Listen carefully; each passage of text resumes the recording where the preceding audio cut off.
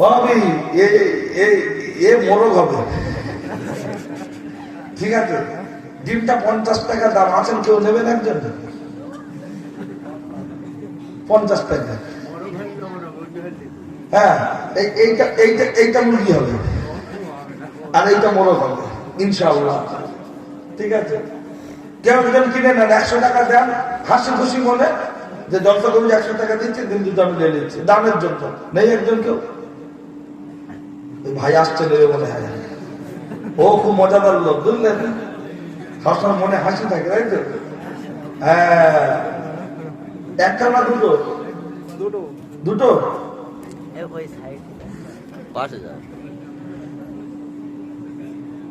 এটা ওই হাতে নিয়ে না, ভেঙে গেলে বিপদ হয়ে যাবে।